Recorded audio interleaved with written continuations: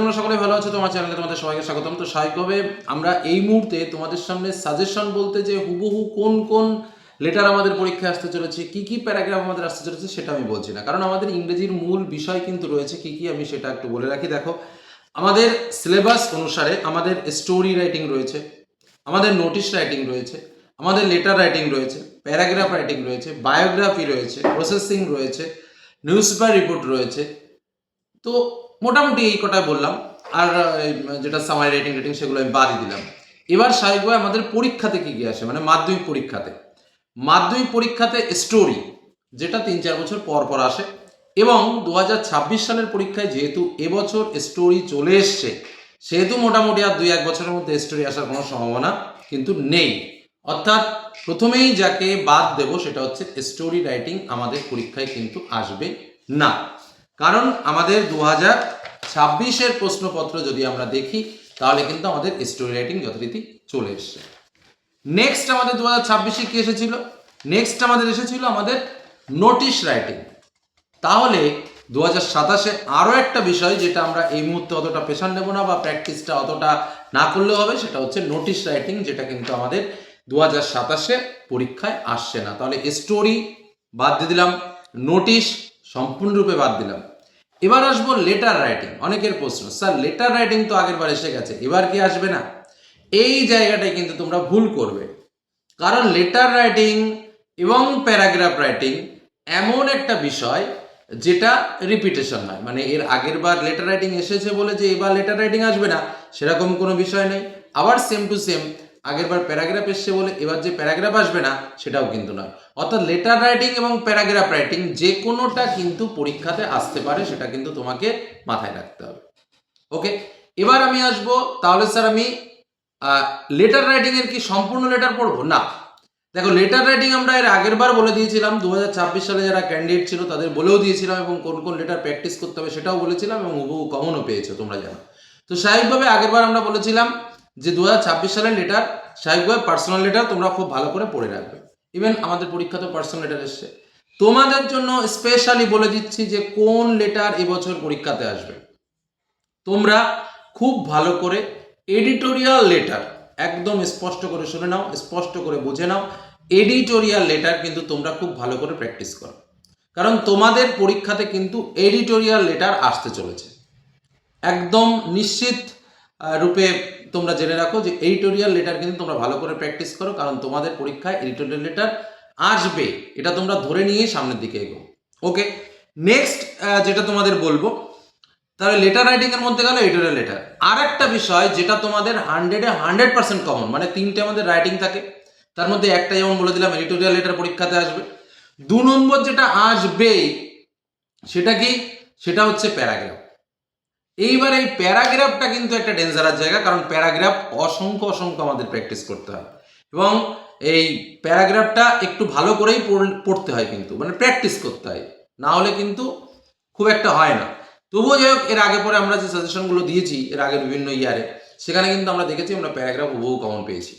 তো সেই প্যারাগ্রাফ কি কি তোমরা প্র্যাকটিস করবে সেটা অবশ্যই খুব তাড়াতাড়ি তোমাদের জন্য রেডি হয়ে গেছে, কিন্তু সেটাকে আরও অথেন্টিকেশন করে, আরও চেকিং এর ব্যাপার স্যাপার থাকে, সেগুলো করে খুব তাড়াতাড়ি তোমাদের সামনে লোড করে দেবো। তাহলে প্যারাগ্রাফ কিন্তু তোমাদের রেডি রাখতে হবে। হলো 3 নম্বর বিষয়, যেটা খুব একটা ডেঞ্জারাস জায়গা, সেটা হচ্ছে এবছরের জন্য স্পেশালি যেটা আসতে পারে সেটা হচ্ছে নিউজ পেপার রিপোর্ট, অর্থাৎ সংক্ষেপে যেটাকে আমরা বলবো report writing. More important question কিন্তু এবছরের জন্য রিপোর্ট রাইটিং। এটাও কিন্তু যে পরীক্ষায় আসার প্রবল সম্ভাবনা, কারণ আমাদের 3টে রাইটিং আসে, কথাটা খুব ভালো করে বুঝবে। একটা লেটার কিন্তু আমাদের আসছে ধরে রাখো, একটা প্যারাগ্রাফ কিন্তু আমাদের আসছে ধরে রাখো, আর একটা জিনিস কি আসবে, এটাই তো হচ্ছে আমাদের মূল প্রশ্ন। তো ওই আর একটা জিনিসের জন্য আমাদের মেইনলি 3টে জিনিস প্র্যাকটিস করতে হবে। কি কি? একটা হচ্ছে নিউজ পেপার রিপোর্ট, একটা হলো প্রসেসিং, এবং আর একটা হলো বায়োগ্রাফি রাইটিং। কি বললাম? তাহলে আবার বলছি, দুটো কমন হলো, একটা লেটার কমন হলো, একটা প্যারাগ্রাফ কমন হলো 2027 সালের জন্য। আর একটা বিষয় কি? আর একটা বিষয় হচ্ছে 3টের মধ্যে একটা আসবে, সেটা কোন 3টে? বায়োগ্রাফ, প্রসেসিং এবং রিপোর্ট রাইটিং।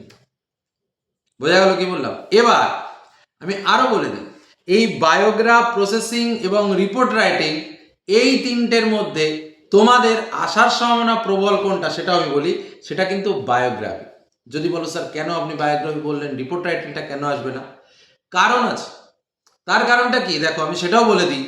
এই এডিটোরিয়াল লেটার কিন্তু তোমরা এবার পাচ্ছ ধরে রাখো। তাহলে এডিটোরিয়াল লেটার যদি ওদিকে চলে আসে তাহলে স্বাভাবিকভাবে প্রায় সেম সেম বিষয় রিপোর্ট রাইটিং কিন্তু আসবে না। তাহলে ওদিকে যেমন এডিটোরিয়াল লেটার দিচ্ছে, তার বিপরীতে কিন্তু এদিকে কিন্তু বায়োগ্রাফিটা আসার সম্ভাবনা প্রবল।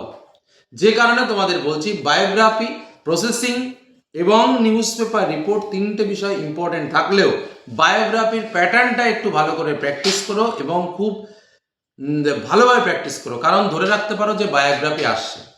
আমাদের যে নর্মাল ক্যালকুলেশন, আমাদের টিচারদের যে নর্মাল ক্যালকুলেশন, তাতে করে তাহলে মোস্ট ইম্পর্টেন্ট যে বিষয় সেটা হচ্ছে তিনটে।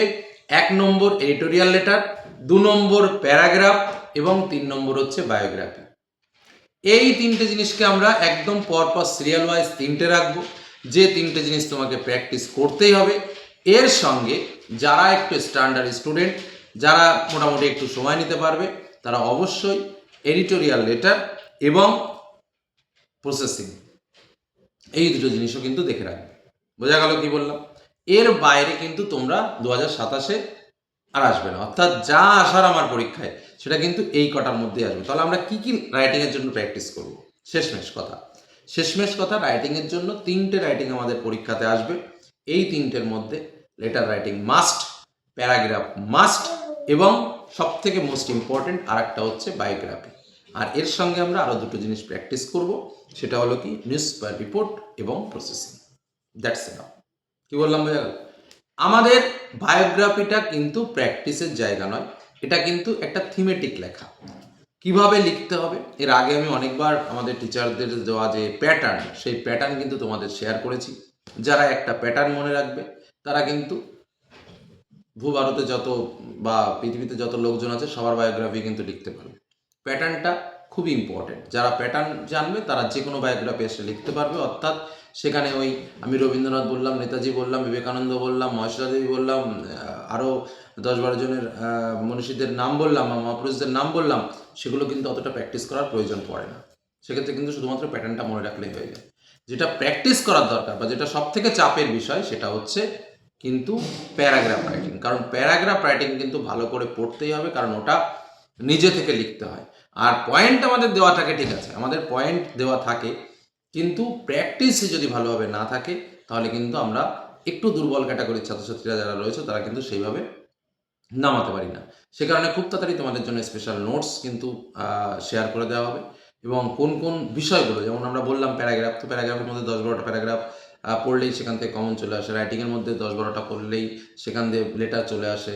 বায়োগ্রাফির মধ্যে আমি যতই তোমাদের সাজেশনে তুলে ধরি না কেন, চেষ্টা করবো প্যাটার্নটা করার। তো এই কিছু কিছু রাইটিং কিন্তু তোমাদের ভালো রেজাল্টের জন্য করতেই হবে। তো এই হলো বেস বিষয়, যেটা আজ আমি তোমাদের সামনে সম্পূর্ণরূপে শেয়ার করলাম। এর পরবর্তীতে স্পেসিফিক যে বিষয়গুলো রয়েছে বা কোন কোনগুলো প্র্যাকটিস করবে সেগুলো শেয়ার করে দেবো। ওকে, আজকের মতো এখানে শেষ করলাম। ভালো থেকো, সুস্থ থেকো, সাবধানে থেকো। ধন্যবাদ। দাঁড়া।